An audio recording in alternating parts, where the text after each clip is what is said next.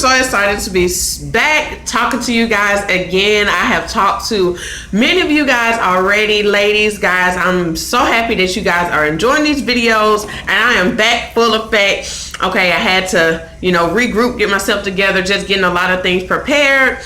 As y'all know, I have the Overcoming Weekend in Atlanta coming up October 14th through 16th. So I'm just trying to get that together and closing out information and things for my book. So I'm really, really excited about that. But side note, I came today to talk about herpes is God's punishment. And I'm sure you're thinking like, what? I already think that God don't love me because I have herpes. I already feel like God is punishing me because I have herpes now. He's telling me, you're not supposed to be having sex. You're not supposed to fornicate. You're supposed to wait till marriage. That's the reason why you got this, because you know better and da-da-da-da-da. And I'm sure you're hearing it from other people as well. Like, hey, it's your fault. You already know what you're supposed to do. You're supposed to be a Christian. I am a Christian, so that's the point of view I want to speak from. So you're a Christian, you don't have to have sex until you get married and things like that. So I understand. And I'm going to tell y'all a little story. So when I found out I contracted herpes, I already had a shaky relationship with God. I'm not going to lie. Like, I was in college, I was still having sex, I was drinking, partying, all of this stuff. My freshman year in college, I rededicated my life to Christ. Okay, so me and my roommate rededicated our lives to Christ. We got rebaptized and things like that. So I'm like, I'm going to change my life. I'm going to love Jesus. I'm going to read my Bible. I'm going to do everything right. I'm not gonna party. 3 weeks later, I swear, guys, I was laying up in that boy bed. I was drinking. I was partying hard, all of these things like that. So I felt already bad that I had backslid so far. So I was like, you know what? I have tried this Jesus thing. I think this is hard. I don't know if I can do this. This is hard. But I still try to communicate with him and pray and things like that. But I was like, this perfect route, they trying to make it seem, I can't do that. I'm sorry. I like the things I like. Sin seems great right now. I just don't know any other way. I'm not gonna lie. I was going to church. I wasn't reading my Bible like I needed to.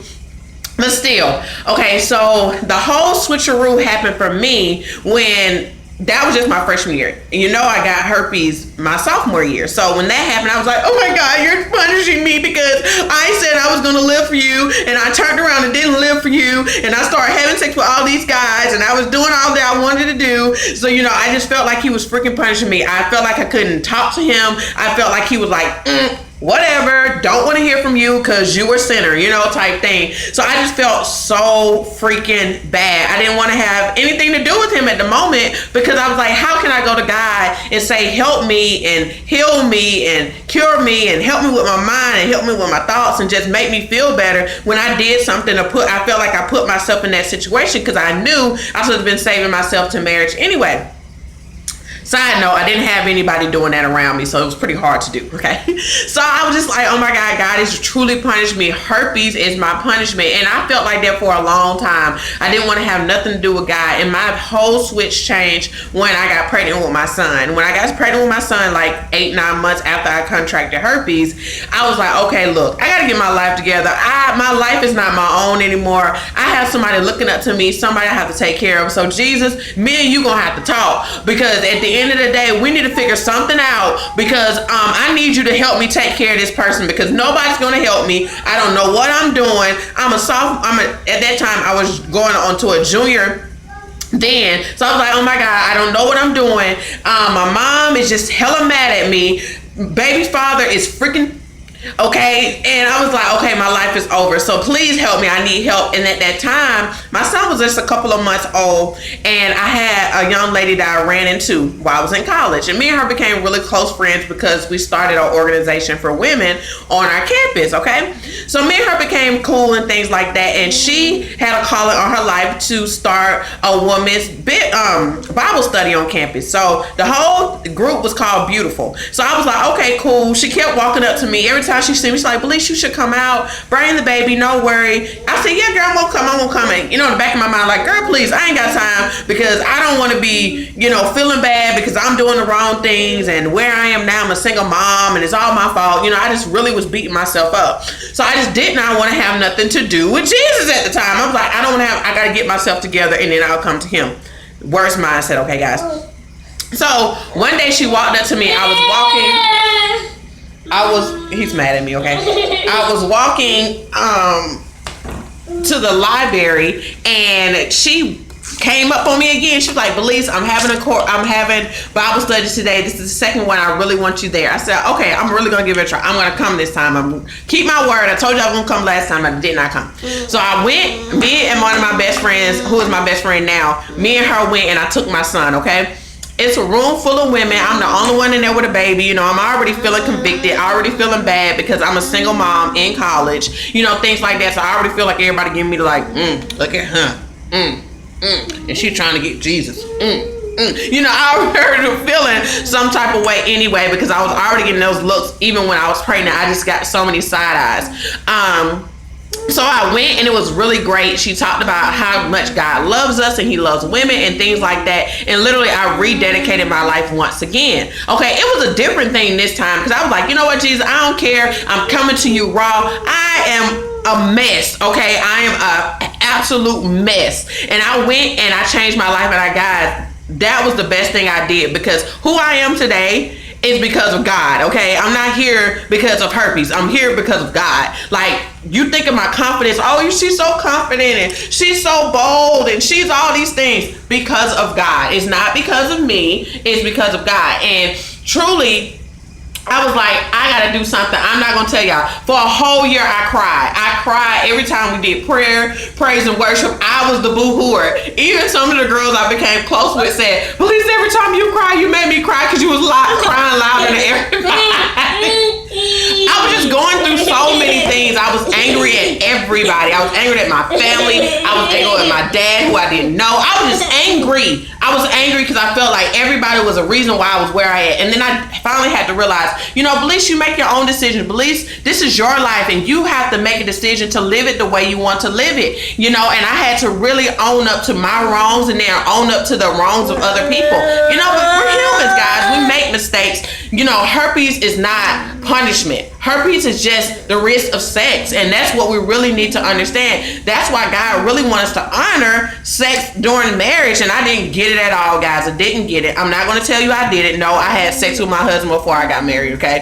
I still had my struggles, okay? The struggle was very real. So I'm just saying, I understood why God said that, and it was in the Bible why, and many other religions as well, where they press that you wait into marriage because things like this can happen. Not saying this cannot happen outside of your marriage, but at the end of the day, or in your marriage, I'm sorry, but at the end of the day, you have to understand when we're out here having sex with people that we're just in a casual relationship with, they don't really feel like they have any honor to you. You could be with somebody for 2 or 3 years and they still don't feel like they have any honor to you. So with that being said, in a marriage, people are going to honor you. They're going to, it's you and that person, you know, hope to God is you and that person only in that relationship. You know, the risks are very low of you catching something, being in a relationship with that one person. And at that, you're going to make sure y'all getting tested and all these other things you take into consideration before you even get married, you know. But those things do not happen when you're in a relationship. You got a boyfriend, girlfriend type of relationship. Nobody really cares. I'm just being honest. Nobody really cares about that. To them, it's like,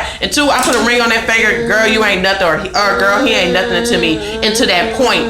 You know, so I understand why God said that, and I understand the value of sex now. Sex is just, it's a beautiful thing, but it's a risky thing as well, as we know. 2 risks come out of sex. That's going to be pregnancy, or that's going to be a STD. And we so stress pregnancy, and I end up being pregnant with an STD. Okay, so I had both ends of the darn spectrum. It wasn't fun.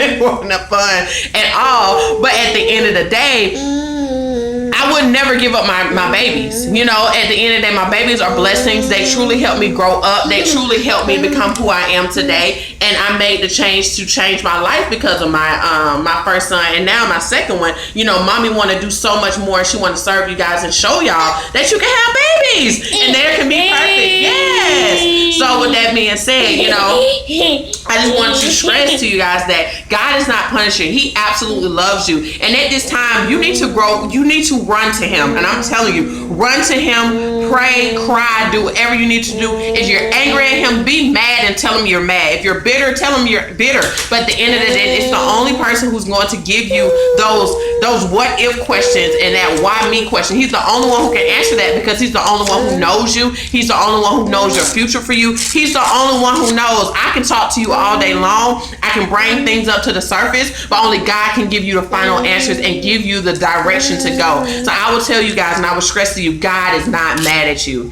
He is not mad. Don't let nobody keep putting that junk in your head. Jesus died on the cross for your sins. Sins ain't a thought to him. He's not concerned. No, he don't like them, but he wouldn't send Jesus if he wanted to continue to swallow us up in the ground and strike us with stone, different things like that.